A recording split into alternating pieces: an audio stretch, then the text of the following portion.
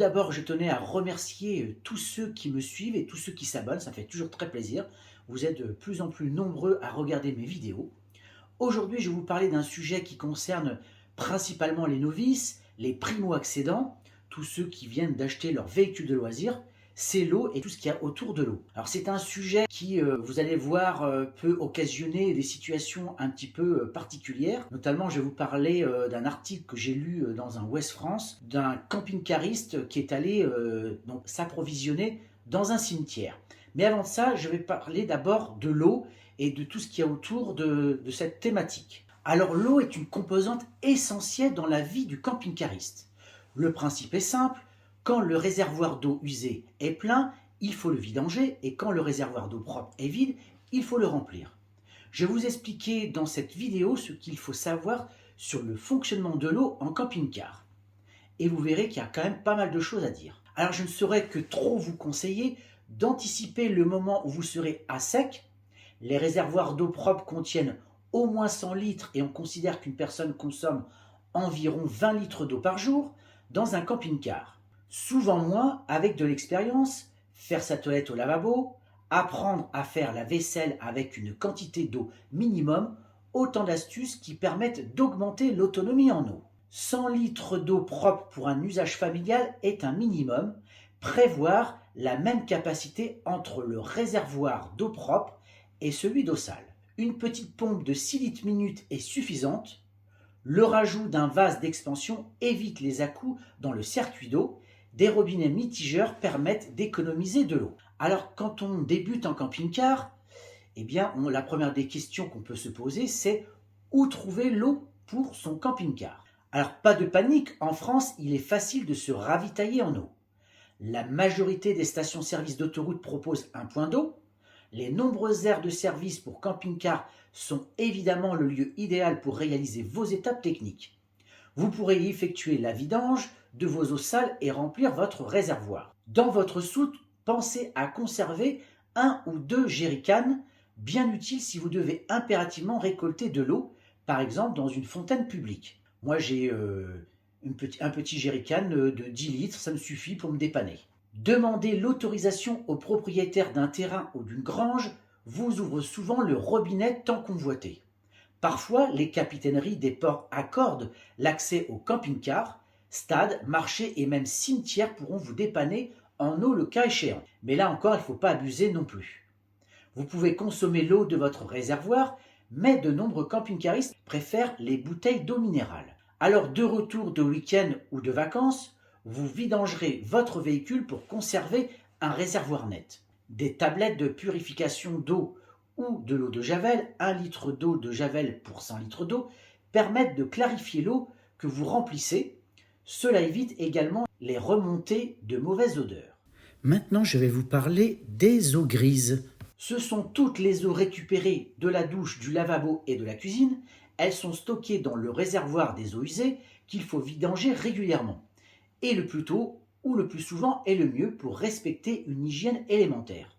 Les aires de service possèdent une station de vidange adaptée. Évitez donc d'utiliser les grilles d'évacuation qui communiquent avec les cours d'eau et bien entendu pas de vidange sauvage en pleine nature. Avec toutes les aires de service dans les campings comme dans les municipalités, les stations d'accueil sont largement assez nombreuses et réparties sur le territoire. Concernant les eaux noires, eh bien là ce sont toutes les eaux des toilettes. Le contenu des WC chimiques est recueilli dans des vidoirs spécifiques ou dans une fosse étanche. Les camping-cars modernes sont équipés de réservoirs mobiles ou cassettes. Les matières peuvent ainsi être transportées jusqu'à un point de vidange. Alors, il en existe d'autres qui ont changé ce type de WC pour des toilettes sèches. C'est aussi une solution qui est assez écologique aussi et économique. Alors, les WC chimiques, la plupart du temps, sont à cassette extractible. On atteint la cassette par une trappe extérieure pour la vidanger. Faites-le régulièrement, même si la cassette n'est pas pleine, afin d'éviter les problèmes d'odeur. Après vidange, pour désagréger les matières, supprimer les odeurs et empêcher la formation de gaz, il faut mettre un produit chimique. Alors vous verrez que là aussi, il existe différents types de produits chimiques et d'autres des produits plus biologiques. Autre possibilité, ce sont les WC nautiques, qui sont fixes et nécessitent un réservoir indépendant. qui donne donc une plus grande autonomie, il fonctionne sur le principe du broyage. Alors concernant l'eau, une réserve d'eau propre de 150 litres semble un bon volume avant un départ. À moins de 20 litres par personne et par jour, le confort s'en ressentira. Le réservoir des eaux usées doit pouvoir contenir les 3/4 du volume du réservoir de l'eau propre. S'il est trop petit, vous devrez vidanger très souvent. Alors il ne vous aura pas échappé, en lisant les fiches des nouveaux véhicules arrivant sur le marché, de voir des réservoirs bridés de 1 à 30 litres. Et moi, c'est le cas par exemple pour mon camping-car, un Autostar i730 LCA Passion, où là, je suis limité à 20 litres. Ça ne veut pas dire que je ne peux pas remplir au-delà, mais pour rouler, il faut être à 20 litres. En réalité, ceux-ci peuvent recevoir un volume d'eau largement supérieur, généralement indiqué entre parenthèses, mais pour respecter les normes en vigueur concernant la masse maximale admissible, anciennement PTAC, et le poids vide du véhicule, la majorité des constructeurs brident les réservoirs. Cela permet de gagner en charge utile.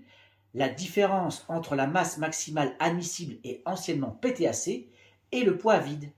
Mais cela oblige les camping-caristes à rouler avec des faibles contenances, et lorsque vous devez vous arrêter pour faire une petite étape et qu'il n'y a pas de point d'eau, et bien là ça peut être un problème. Alors maintenant je vais vous donner quelques petites astuces très connues je pense pour les vieux briscards, c'est comment économiser l'eau du camping-car. La première des choses qui est assez simple, c'est ne pas laisser le robinet ouvert inutilement. Prendre des douches courtes, il ne s'agit pas de prendre sa douche pendant 1 heure et de se laver les cheveux avec autant de temps. Emporter des bouteilles ou une fontaine à eau pour sa consommation. Se servir d'un jerrycan avec 20 litres d'eau potable dans lequel on pourra puiser l'eau pour la vaisselle, le nettoyage ou pour se dépanner. Pensez aussi à utiliser des limitateurs d'eau, coupe-douche.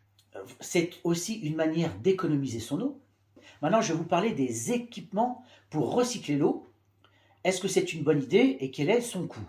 Car effectivement, il existe des équipements qui nécessitent un investissement, mais qui peuvent intéresser bon nombre de camping-caristes, que ce soit pour augmenter l'autonomie ou pour leur aspect écologique. Ce sont des technologies capables de régénérer plusieurs fois les eaux grises grâce à des systèmes ultra-filtrants autorisant une réutilisation externe. Mais ces installations ont un coût entre 2 500 à 4 000 euros, ce qui est quand même une sacrée somme. Alors je vais vous parler de 2 systèmes. Le premier système, c'est la solution Nomad Eau. Nomad Eau est un dispositif innovant et révolutionnaire qui traite et recycle les eaux grises, douches, éviers, directement à bord de votre camping-car. Des techniques membranaires de pointe traitent l'eau de manière simple et fiable au travers d'un système miniaturisé et économe en énergie. Nomad Eau offre de nombreux avantages, notamment celui de décupler l'autonomie en eau douce et de réduire les rejets dans le milieu naturel. Ce système répond à plusieurs problématiques à bord des camping-cars. Gestion de l'eau potable et des eaux usées, réduction de l'impact environnemental, confort à bord et réduction de poids. Cette solution à la taille d'un bagage cabine pèse 20 kg et permet de traiter 20 à 30 litres d'eau par heure. Sa consommation électrique est très faible, moins de 60 watts, et elle fonctionne pendant la journée lorsque les panneaux solaires sont en production. Alors, il existe une application mobile qui permet de gérer Nomad Eau via son smartphone ou sa tablette tactile. Alors, l'installation à bord est très simple.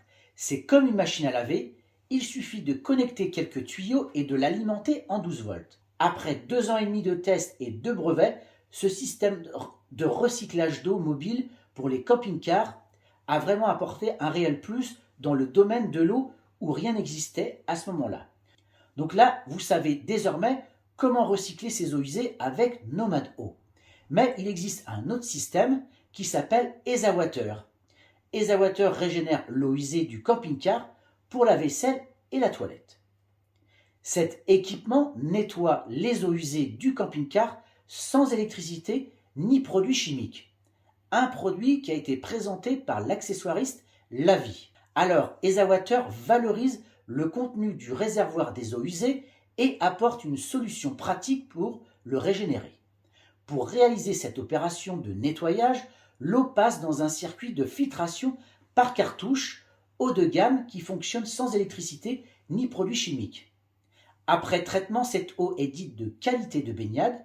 Elle permet sans problème de faire la vaisselle, de se laver, de faire la cuisine, mais n'est pas potable. Alors comment ça marche? Le système comprend deux filtres. Le premier, doté d'une capacité de filtration de 60 microns, est en charge de stopper les particules présentes dans les eaux usées. Le second combine trois actions. La première agit comme une barrière protectrice ultra fine, 0,4 microns, et retient les plus petits contaminants microscopiques et nocifs contenus dans l'eau, bactéries, germes, etc.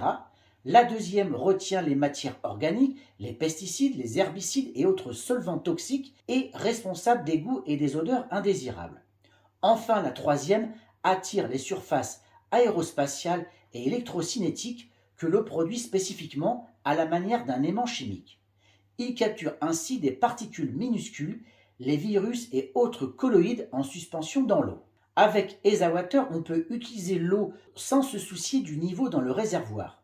Le contenu du réservoir des eaux usées peut être recyclé jusqu'à 40 fois. En sortie de l'appareil, l'eau est redirigée vers le circuit de distribution d'eau propre. L'utilisateur peut aussi utiliser l'appareil en mode purificateur. Le système utilise uniquement l'eau du réservoir d'eau propre pour retirer les pesticides et les métaux lourds, tout en lui enlevant son mauvais goût et la rendre consommable. Donc vous voyez, vous avez vraiment une flexibilité avec ce système. Les concepteurs ont donc développé un système de gestion électronique performant. Ils contrôlent individuellement l'état d'usure des filtres et le débit du système. Ils détectent également la présence de fuite. Et grâce à l'écran de contrôle de l'appareil, l'utilisateur est immédiatement averti en cas de problème. Le système EzaWater est disponible au tarif d'environ 2500 € posé. Donc vous voyez, vous avez ici deux systèmes qui peuvent être intéressants. Par contre, ça a un coût. Donc à vous de voir si c'est intéressant. Maintenant, je vais vous parler un petit peu des difficultés qu'on peut avoir quand on débute pour trouver de l'eau. Et moi, ça m'est arrivé, notamment quand j'ai débuté, c'est d'essayer de trouver de l'eau et d'être dans un endroit que je ne connais pas. Et là, je vois un endroit où il y a un cimetière et j'en profite pour essayer de me ravitailler. Alors, il ne s'agit pas de faire le plein d'eau, mais de faire de l'appoint, en tout cas de trouver une petite solution intermédiaire. Malheureusement, il y en a qui se servent allègrement dans les cimetières. Et notamment, il y a cette histoire où un homme est entré dans un cimetière carrément avec son camping-car pour remplir son réservoir. Effectivement, certains camping-caristes vont faire leur plein d'eau en utilisant les robinets des cimetières. Cette pratique préjudiciable à l'ensemble de la communauté oblige les maires à prendre des mesures.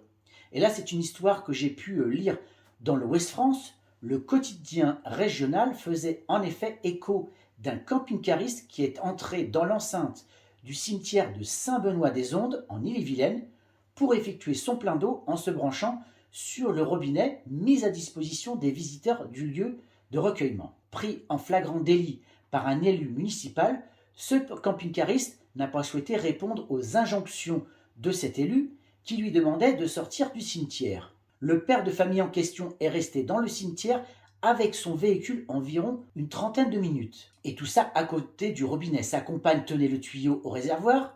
Il aura signifié qu'il n'avait pas le droit de rentrer dans le cimetière. Seuls les convois en ont l'autorisation et qu'il n'avait pas le droit de remplir le réserve d'eau. Pour ça, il y a une aire de camping-car. Effectivement, moi j'ai vérifié. À Saint-Benoît-des-Ondes, il y a bien un endroit où on peut faire le plein d'eau et faire les vidanges.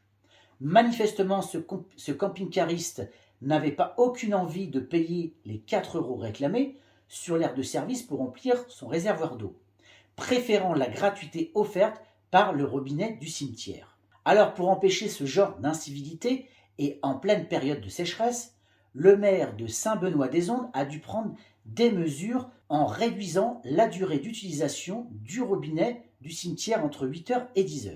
Alors, il faut savoir que les cimetières font partie du domaine public communal depuis 1804. Les maires bénéficient de pouvoirs de police et sont compétents pour faire respecter le règlement dont chacun peut prendre connaissance auprès de la mairie. Alors il faut rappeler que d'une manière générale, les règlements des cimetières ne prennent pas en compte le remplissage des réservoirs d'eau propres des camping-cars et prendre de l'eau dans ces endroits de repos éternels constitue un geste inconvenant pour les défunts et leurs familles. Alors vous voyez là, c'est une problématique que je peux comprendre quand il n'y a malheureusement pas de point d'eau à proximité. On est loin d'un camping ou d'une aire de camping-car et que là on a besoin rapidement d'avoir un peu d'eau. Il ne s'agit pas là justement de faire un plein d'eau, mais éventuellement prendre 10-20 litres d'eau, voilà, de manière très discrète.